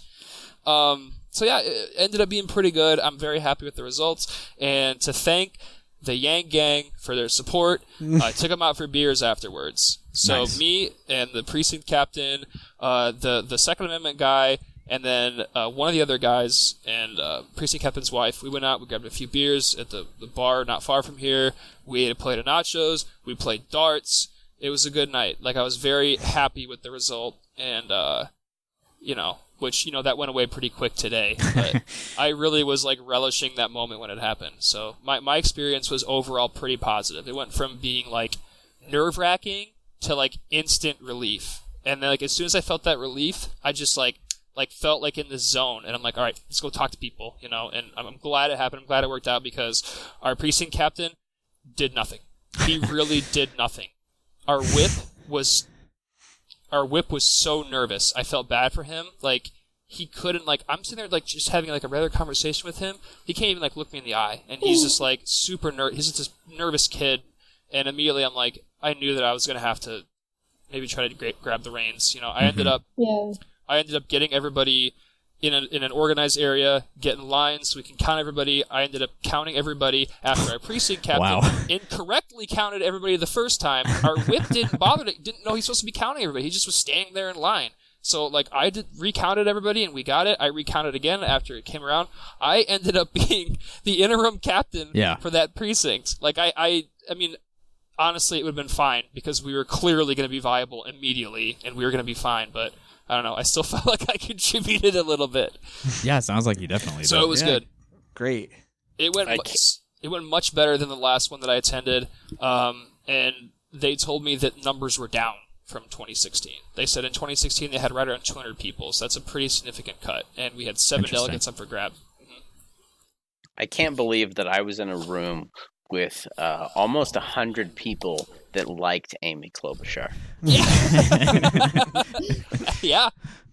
Really just can't even. Wacky. I know that at least like a couple of them came to Bernie at mine, and I'm just like, man, I don't know what's up with you guys, but thanks. Yeah. I think that a lot of people like Amy because of her story, like her origin story, and like how pro-union she is, like that she's from Minnesota, and like she always talks about how her grandpa was like an iron miner, and there's like a lot of unions for her. And so like I think we could get some Klobuchar voters over to Bernie. Like he's been endorsed by a lot of unions. If that's why they like her, yeah. Yeah, totally. I know one gentleman that likes Amy Klobuchar because he would like to be domed by Amy Klobuchar. Is he in this I don't room think right now? Bernie can bring that to the table. I mean, I'd like to see him try. Agreed. That'd be a good debate. All right, I think we're just Evan, you haven't told us about your caucus yet, so let's hear that. Yeah, so I was the precinct captain for Des Moines 50, and my caucus experience honestly was quite pleasant and good and fun for the most part. So I got all my stuff together. I had like I printed off like a ton of like materials, like agendas. I had like crayons and markers and like paper for the kids to draw on. Oh my God. Hand Crayons sanitizer. and coloring books. Yeah, yes. I had hand sanitizer. I had a big case of bottled water. I had tape for all the signs and like extra tape, extra signs. Evan is the real prepper of the Rock Hard Caucus. If I'm going to do a job, I'm going to do it right. I was put into duty as precinct captain like last Thursday because the person who is going to be the captain was AWOL and also Ghosted. did not show up. Did not show up to this caucus, Wow. which is kind of interesting. So I got roped into it. My mom was a sport, and she came with me early. I live with my mom. By the way, I haven't mentioned The that big before. reveal. By the mom way, is very ladies. The good. big reveal. She's a Bernie gal. She listens to this. we She's love your very mother. cool. Yes, we all love my mom, Unironically, especially she's the me. best. But You need to quit being so mean to Alan, if I remember correctly. yeah, she does tell me to stop being mean to Alan because she can only hear one side of the conversation. She can't hear how mean Yeah, Alan she is heard being the to whole me in thing. response. Got him. Yeah. Okay. So we got there about 5:30, 5:45 or so, and immediately pulled up. There is a lone Bernie man standing there. The lone Bernie man. We walked up to him. He was like a very tall, Norwegian-looking, like Nordic warrior named Arik, and he was a Bernie volunteer from Portland, Oregon, who came down to help out with the campaign. Tight. And he's very calm and like very intense, and he was like my whip. And so we got there like perfect time, like the doors hadn't opened yet. So they let us in eventually, and we went to the location, what we thought was the location, which resembled a gym to me. This is the gymnasium, but I guess it was actually the cafeteria, and there was another precinct there, and luckily the other Bernie captain was like already there, so it was like am I supposed to be you or like like The two Spider-Mans. There's not supposed to be two. Like we're not supposed to. Yeah, it was the two Spider-Man pointing at Yeah. each other. So eventually we figured out that was actually the cafeteria, despite there being basketball hoops down. It was basically a small gym. So we eventually found the bigger gym, and I immediately started setting up. It was a small gym, just like, size of just one basketball court. And so immediately got to setting up. The Biden people were in one corner, and so I chose the opposite corner because I knew that there was already Biden people actually there by the time I got there. And all of their volunteers were out of state. One woman was from Ohio, and then there was actually a very cool young black guy named Noel who was from Chicago, and then he went to ISU, and he was like an engineer, and then he went back to work on Biden's campaign here, which is interesting. And so I chose a diametrically opposite corner. Dustin, you just made the same noise that my dog does when I like squeeze her a little too hard.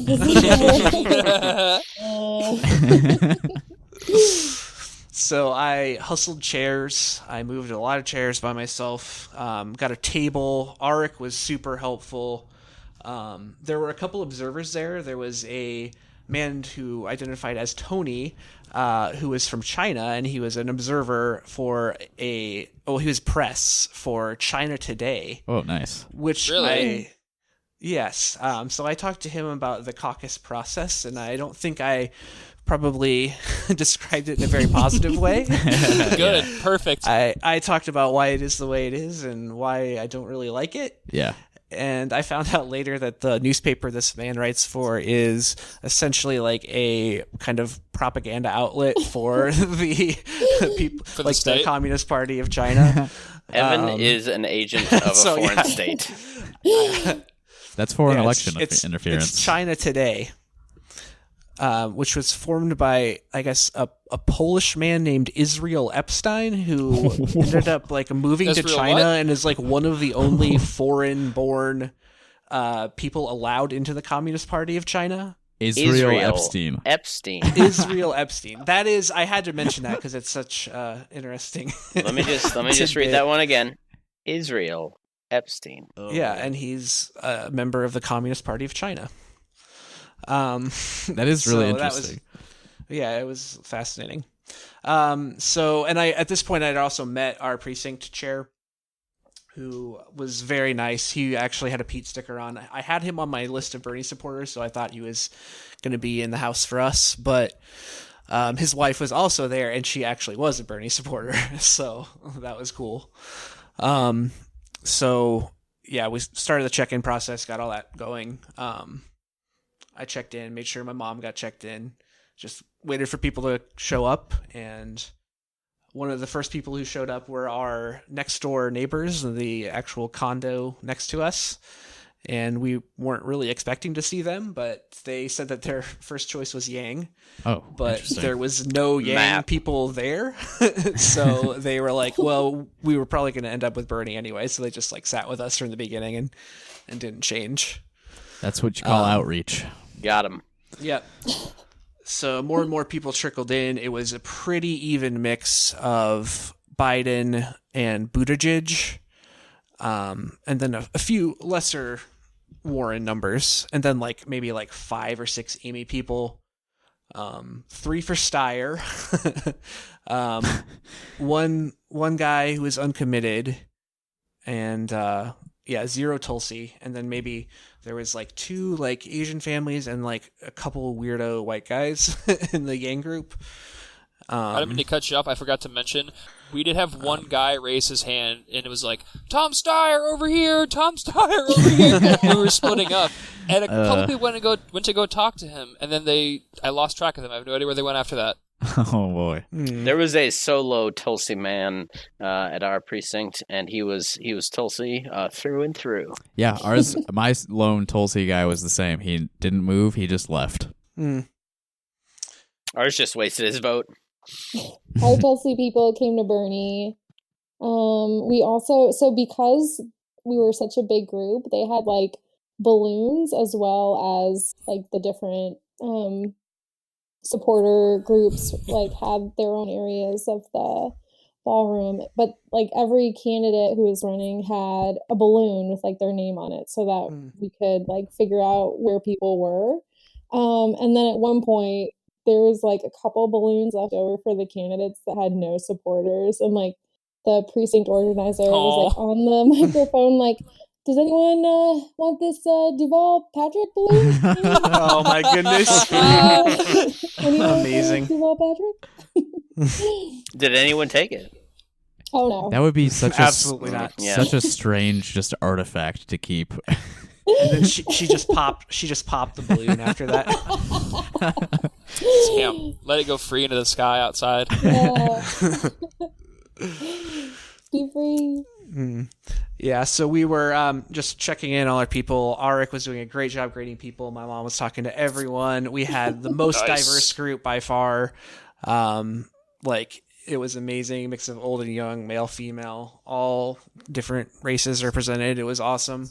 I think I wanted to say we also probably had the most diverse group, and I thought we had some of the most attractive people there. Oh, for sure. No, not us. Ugliest people there. Oh, so you had the full spectrum of beauty. That's a form of diversity. A melting pot, baby. Yep. So we got started. It was actually very low turnout compared to what I was expecting, and I guess significantly down from 2016, which is also kind of interesting. So we had plenty of room. Like there was just a huge open space in the middle of the floor. There was Amy corner, Biden corner, Pete corner, Warren in between Pete and Biden, and then Yang, and then our corner. So Arik very smartly, when the first Yang people showed up, directed them to stand next to us. So he was thinking ahead. It was good. So yeah, Jason started up, and it was fine. He did a good job getting the rules stated. We gave our speeches. I was a little bit nervous, but pretty pumped and ready to go. And I think I did a pretty good job. Well, I guess I'll go to the other people first, because I intentionally tried to go last because I wanted to have the closing remarks, The final word. So the Amy person went first. He was a guy from Colorado who showed up, and I guess he's a volunteer. Yeah, he was high as shit off his balls. And I don't know, his speech was not very memorable. There were only a couple Amy supporters there. The Biden people spoke. Noel spoke, actually, and he did a good job. It was fine. Warren lady was good. She was someone who worked in healthcare for a long time. She wasn't very rousing, though, at all. None of these speeches were rousing at all. The seems to be a common theme, except for Justin's. Yeah. The Pete guy was an older gay gentleman with a cool hat, a very cool hat. And tell me more about this. Yeah, I need a description, I think. It had a leather band around the front, and then it was kind of a cool kind of houndstooth kind of pattern. Nice. And a medium-sized brim. It looked nice. He was sharp. You were attracted to him. Sure. Excuse you.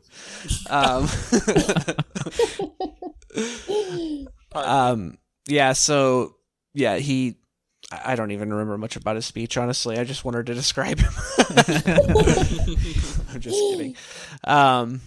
So yeah, then I gave my speech, and basically no one talked about policy in any way. They were oh, I'm from Iowa, I'm from here. This is what I've done for a living. Irrelevant. Doesn't matter. Not me, us. Yeah. And so I was I'm just a guy from Iowa. I work for an insurance company. It's not as interesting as probably most of your stories. And then just went through the hits, talking about how Bernie's values are my values, and that I think politics are a reflection of your values, and that's why I think we should have universal health care and a living wage and education for anyone who wants it, and that a administration that protects the environment and stops degrading the environment now instead of later on. And then I said basically that those are values that Bernie has never compromised on, and he's been consistent when it was unpopular. And I think that that's true leadership, and that he has the big picture in mind and doesn't try to meet the opposition halfway. He has an uncompromising vision for the future that attracts people to him. And I was I specifically kind of tried to throw a little bit of shade, saying good. Yeah, talking about not compromising, and I was bust his ass. I was like, you can be pragmatic without losing your idealism. Yeah. And after every victory or every defeat, you can't lose sight of the bigger picture, basically. And I was animated, and I got the biggest round of applause. Oh, yeah. The Bernie people were, super excited. Yes! Yes, so it was cool. I had my moment of glory. Yeah, man. We rallied the troops. I rallied the troops. It sounds like your speech was also very much based on the discussion we had on the radio the other day. Yeah, pretty much. Yeah. Definitely. I mean, that was really fun. So yeah, then we got our cards. There was definitely some confusion. Oh, and also before the Amy people and the Steyer people basically all went to Biden before they didn't even stick to their, they just changed to Biden before. Yeah, for the first count. Yeah. Which it's fine. Luckily Jason was not a super rule stickler, which I kind of respect, because this process is so silly, and I think it shouldn't be as hard as it is, and Really? Yeah. and also all the stuff about when are you supposed to give a speech? Did your precinct give a speech? It's the whole thing is these things is to persuade people to come to your side, and it's that's what the entire primary is about, and so people's preferences are going to get reflected even if they're not persuaded at the actual caucus site or whatever. But anyway, so yeah, all the Biden all the Steyer and Amy people just immediately went to Biden, basically. And I think the uncommitted guy did too. And so, yeah, there was a bunch of confusion about when to fill out ballots, of course. And first count, basically all four were viable, which means that there really wasn't too many room for shenanigans in the second alignment. Yeah. Because sort of what I had done. Yeah, every candidate was at least 5 votes away from being viable, or in the plus side towards being viable. So basically, they gave us 5 or 10 minutes to try to convince the Yang people. Basically, it's just basically everyone trying to get the Yang people, and we basically got all of them, except for and I forgot. I'm sorry. I forgot about the Yang, because after I gave my speech, the Yang people gave theirs. I didn't actually go last. So the first guy came out, and he was kind of a creepy looking white dude with just a mustache, just a mustache, which is creepy looking, I guess. And he's I caucused for Ted Cruz in 2016. Oh. Huh. Seems to be a recurring theme here with these Yang people, huh? Yeah. And he was so I'm an example of how Yang can bring people in, or didn't say anything it wasn't rousing. It was just kind of I don't know, it was weird. I don't know why you'd lead with that. I voted for Ted Cruz. Yeah. I'm the biggest freak in this room. Yeah. Oh, man. Yeah. So he gave a speech, and then another guy in the Yang guy was like, can I give a speech too? And so Jason was like, yeah, 30 seconds. And then he went longer than 30 seconds. Yeah, so basically after the speeches, we did the cards, and then started doing the persuasion. And yeah, basically all of the Yang people went over, and there was the father of this family. He's like, oh yeah, my kids, we're going to choose Sanders as their second choice. So I'm just going to go with my kids.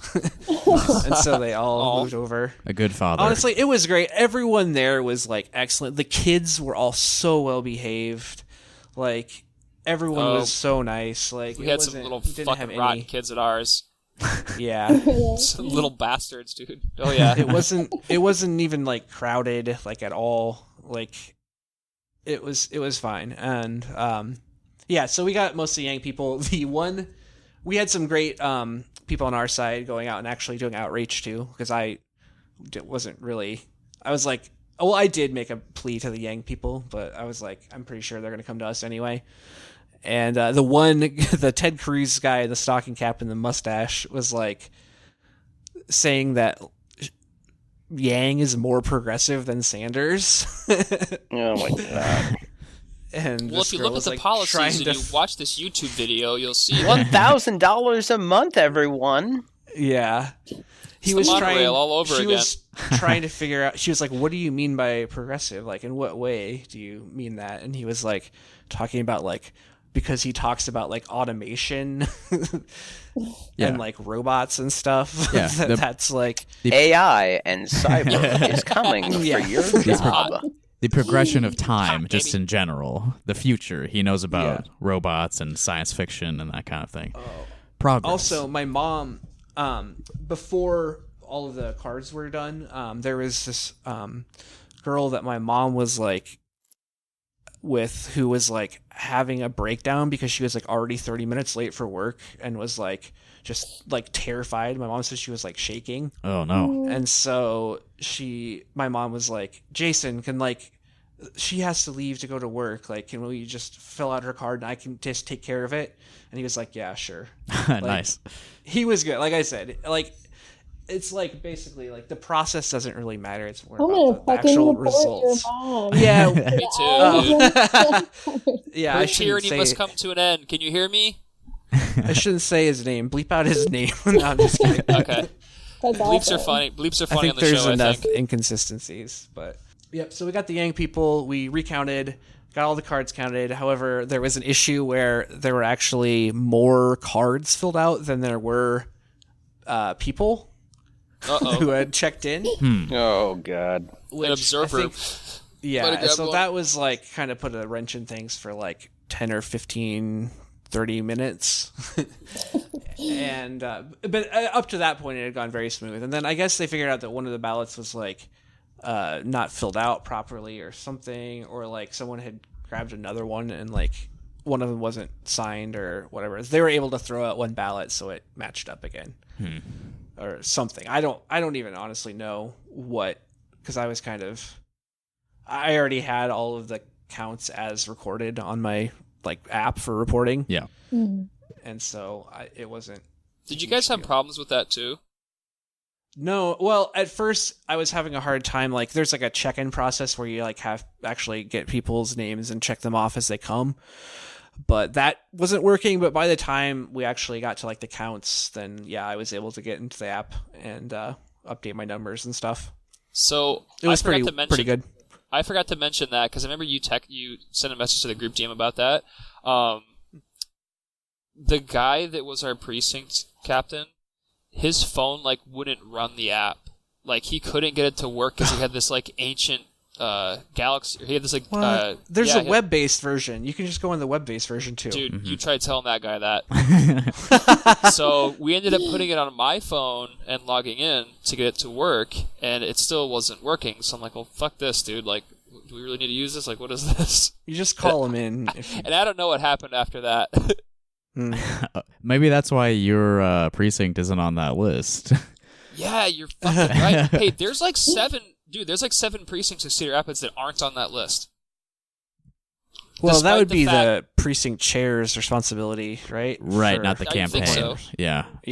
Despite the fact that CNN reports Lynn County as being 100% in, there's 6 or 7 precincts in Cedar Rapids alone that aren't even listed.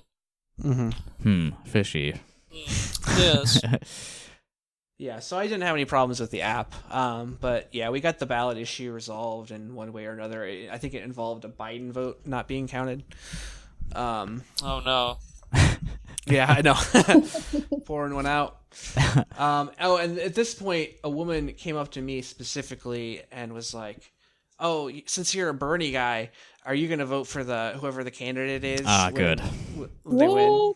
She was also wearing a ray gun t-shirt. Oh my god. No! And she was friend a Warren, of the show. She was a Warren lady. On brand for sure. I think a lot of the Warren people, they have very like school teacher or like librarian vibes. God, yeah. To be honest. What did you tell her then when she asked you that? I was like, well, I was very honest because I was like, I will definitely vote for Warren, which is still true. As sad as it is. Traitor. I mean, whatever. Capitulating already, I see. 2016 all over again. But I was like, never die, do they? I was no, they don't. So I was like, I don't know if Pete or Biden win. I don't know what I will do. I'll have to think about it. Nice. And she was like, she was not happy with that answer whatsoever, considering she specifically came up to me to get it. Yeah. And so she just shot me daggers with her eyes. Good, man. And it was like, but you don't want Trump to be president again, do you? Yes, and I was like, I voted for him no. I was like, no, absolutely not. But I was like, basically exactly what Justin said. Like, dude, it's not about just me. Like, my preference is just a drop in the bucket. It's about bringing people into the party and not operating under the logic that, you know, can you imagine? The only reason to vote for the Democrats is that they're better than the Republicans. Yep. Like, we need that's not an inspiring message. It's not enough. It doesn't bring people out to the polls. Yeah. Because for most people, they're the same thing, and that's really the main problem. Is as far as like the actual lived experience that they have, both parties are indistinguishable for the most part. Yeah, and I think like every time one of those people approaches us, we need to tell them that. Like, don't agree with their terms. Like, I refuse to answer that lady for myself, and I just said, like, it doesn't matter what I say. There's millions of people who I know for sure will not. I didn't get asked that specifically, but when I did go into the caucus, there were a number of people that I knew, and everyone was like, "Oh, well, we're all in the same place together. We all agree." And I was in my head, I was like, I don't know if that's true." It's not. Yeah. Well, to my credit, or to the credit of the people who were there, like, no one, like, people immediately came to my defense. Arik did. There was another Warren, the Warren actual precinct captain was like understanding about it. And basically everyone there, I think everyone I talked to said that they would vote for Bernie. And I was, very amiable, towards all of the groups. Yeah. Evan had the chill precinct. Yeah, it was chill. It was good. It's a very like working class, no nonsense kind of neighborhood. And we also did win every precinct in the south side of Des Moines. Fuck yeah. Sweet. Which I was told by our field organizer. Oh yeah. I was in the PMC district.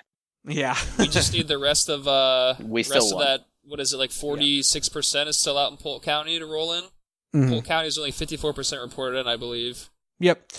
So, we got our delegates together. We actually had delegate volunteers. There was a couple there who specifically started talking about Chapo at the end, and I was like, "Oh, nice. Hell yeah!" those guys. I'm a friend with them.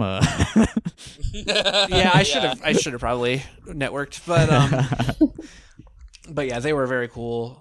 Everyone was so cool. Like I said, even the other campaign people were nice, and yeah. And Jason, he kept making like jokes about how like, I won't vote for Bernie because he's a Russian asset, or like he was like, I won't vote for Bernie because of like that one vague thing he said like 20 years ago, or whatever. He was like just making jokes about that, which I was like, hey, that's not that funny. Someone at my site, like when the people started getting rowdy.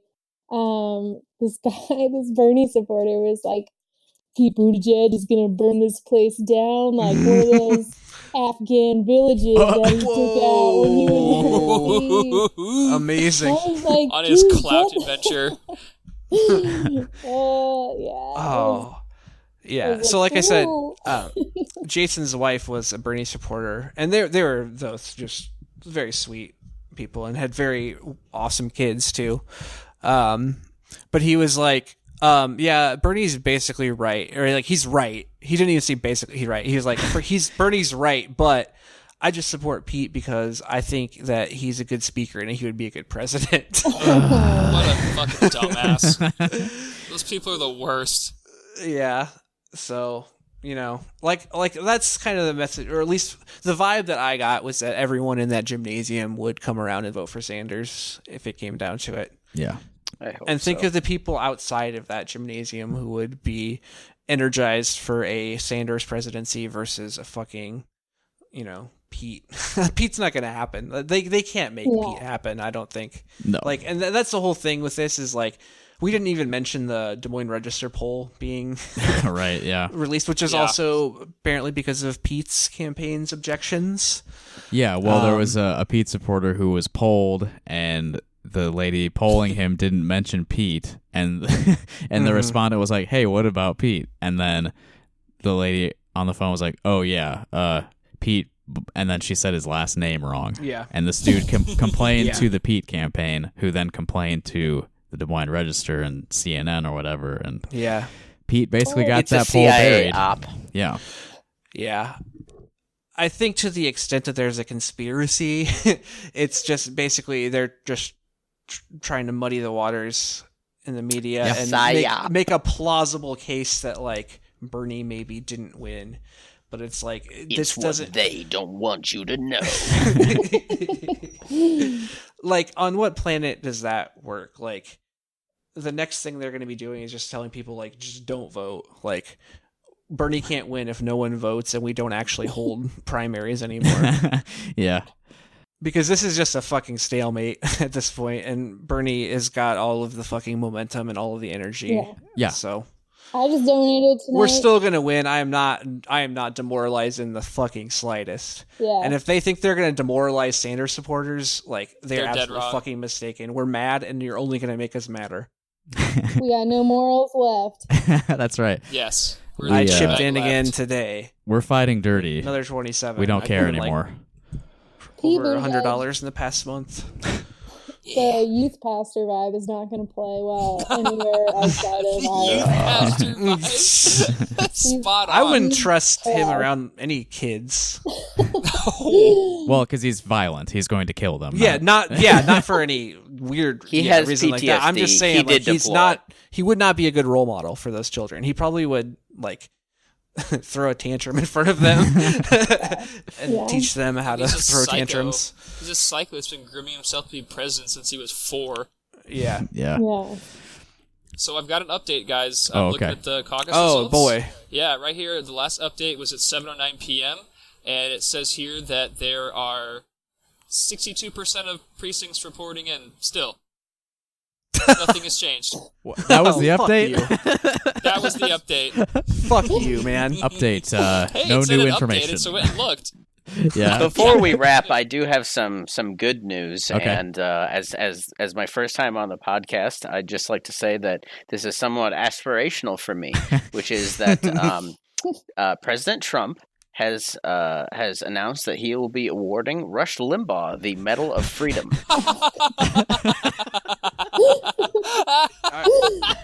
Is that true? Yes. No, I saw it that too. Was Oh on my CNN.com. I was digesting that, and I was 50-50. That's a fucking coin flip on whether I love it's true or. Well, at least he's gonna die soon, right? Yeah. That's why it's giving him the medal. Yeah. Someday, with the power of my punditry, I may be able to get the Medal of Freedom. Thoughts and prayers. we're on to our way. Limbaugh and his family. Yes, sir. Thanks to the posters. Okay, well, we have been recording for over 2 hours now. I think we should probably wrap it up. There was one thing I wanted to say just to blow off a little steam. I'm going to make some illegal threats real quick. So Troy Price, the chair of the Iowa Democratic Party, I am going to...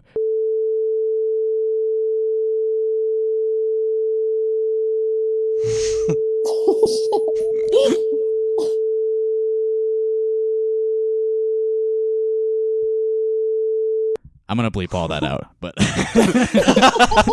I just had to say. Wow. I thought It's I very was reasonable, violent. Justin, I'm in. I wanted to share it with you guys. So They've certainly lost all credibility, that's for sure. I believe that our good friends, the Harwoods, are planning on recording their own precinct caucus recap. I may append it to our recording here, or I may release it separately, but look forward to that as well. Like I said at the beginning of the show, we won. we did win. We fucking won. This has been Bernie, bitch. This has been a multi-year project, and it paid off last night. They are denying it so hard, but it paid off last night. Yep. So thank you everybody for joining us for the final episode of Rock Hard Caucus. The saga is over. We're closing the chapter on this one, and thank you for listening. Caucuses are over. Yeah. They're done with Bye. 2020. Forever. RIP. Yep, we're retiring. See you later. Signing I mean, off. I'm sure we'll find more shit to talk about. But thank you for being on this journey with us. Yes. Anybody out there who maybe changed their mind because they listened to our show, I know of at least a couple of you. Thank you. And thank you to everybody who... You are That's why amazing. we do this. You are why we do this. Well, Yeah. there's plenty of reasons, but that's nice. It's mostly because of me. It's mostly because it's a fun thing to do. Yes, but if we can touch a few people's lives in the process, then so be it. It's a good way to blow off some steam. Yes. Because, there's a lot of pressure. Yeah. Okay, not me, us. Good night. Solidarity forever. Good night. Solidarity forever.